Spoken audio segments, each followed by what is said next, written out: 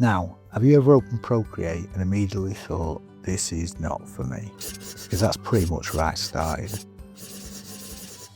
I'm Nick, and I am just starting to use Procreate too. Now, if you just bought an iPad, downloaded Procreate and opened it for the first time, it can feel a little overwhelming at first. There's buttons everywhere, loads of brushes, and enough menus to make you wonder if you've accidentally opened Photoshop. Now, the good news is you really don't need to know everything to start making great artwork. Now, by the end of this video, we'll have created this little fox from scratch. Along the way, I'm going to show you the tools that I've started using, explain a few shortcuts that'll save you loads of time, and hopefully prove that digital drawing doesn't have to be intimidating. I'm still discovering new things on Procreate myself, so think of this as two people figuring it out. Now, when you open Procreate, you go straight into the Procreate gallery, which will be full of all your little projects, most of which are probably unfinished, daft little doodles. But what we're going to do is we're going to start with a brand new canvas. So we're going to tap the little plus in the top corner and create a custom canvas. Now I'm using 4000 by 4000 pixels at 300 dpi. Now don't worry too much about the numbers just yet. This simply gives us a really nice high resolution canvas that's perfect if you ever want to print your artwork on products at a later date. Now across the top you'll find the main tools. The spanner is where you'll find things like importing and exporting. The magic wand is for adjustments like blur, colour changes and effects. The ribbon icon is the selection tool for choosing parts of your artwork. And the arrow lets you move and resize things. Now over on the right, you've got your brushes, the smudge tool, the eraser, layers, and your colour picker. Now, there are literally hundreds of brushes including Procreate, and thousands more that you can download. For today though, I'm going to keep things really simple. Now, on the right hand side, the top slider will control the size of your brush, and the bottom one will change the opacity. Now a lower opacity means more transparent strokes, which is really good for sketching. Now one of the nicest things about the Apple Pencil is the pressure sensitivity. If you press lightly, you get a thinner line, and a little harder when you want a little more weight.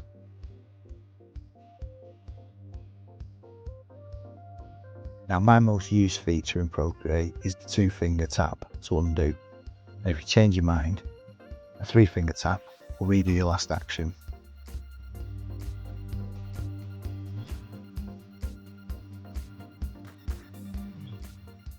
Now one of the main things to get used to in Procreate is how to use layers. So let's start by creating our first new layer.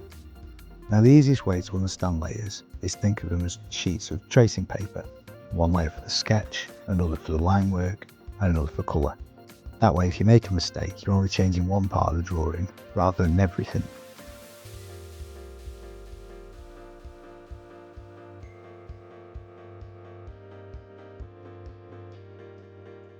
And when you're drawing in Procreate, don't worry if your lines are a little bit wobbly. Digital drawing is a very different experience to pencil and paper. But here's a little trick. Draw a line, then just keep holding the pencil on the screen. Procreate automatically straightens it, and the same works for circles, rectangles and lots of other shapes.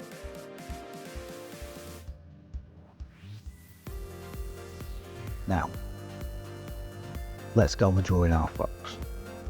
To start with, I'm not worrying about details. I'm looking for simple shapes, a circle for the head, triangles for the ears, a curved body, a nice oversized fluffy tail. If your sketch looks a little rough, that's completely normal. Mine always does.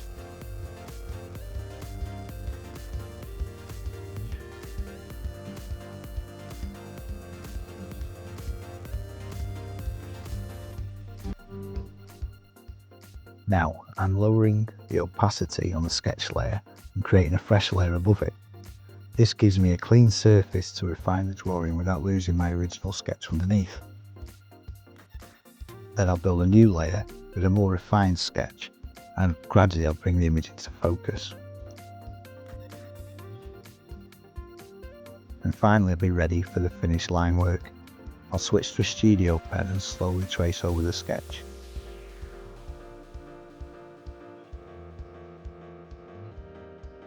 Rather than try and draw one continuous line, I'll break everything into smaller sections. Once I'm happy with finished line work, I'll move on to colour.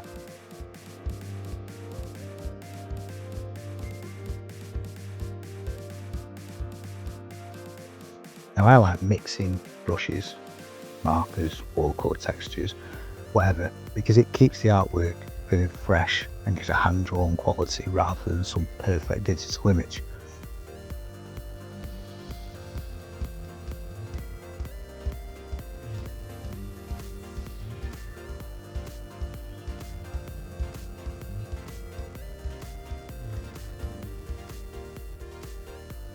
The nice thing about working on separate layers is that I can experiment without worrying about ruining anything.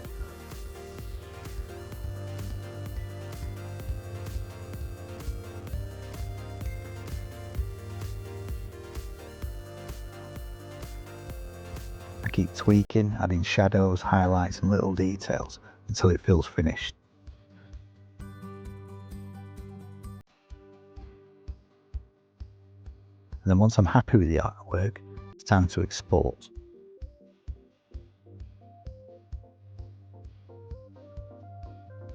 And that's really easy. Tap the spanner in the top left, choose Share, then PNG.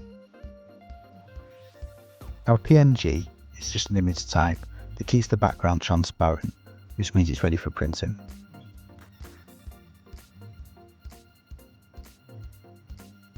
Now, if I wanted to turn this into a physical product, I could send the PNG to dtfprinter.com and have it printed as a DTF or a UV DTF transfer.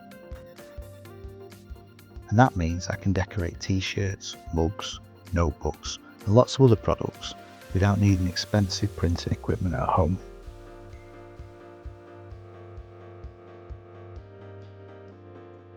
Now if you want to take it one step further, Procreate becomes even more fun when you start collecting different brushes and resources.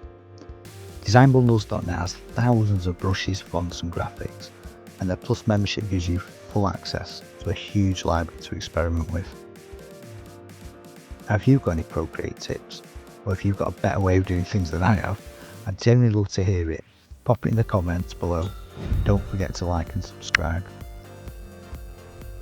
Next week we'll be diving into one of the things that's confused me most when I started, and that's using colours and layers. But until then, happy doodling.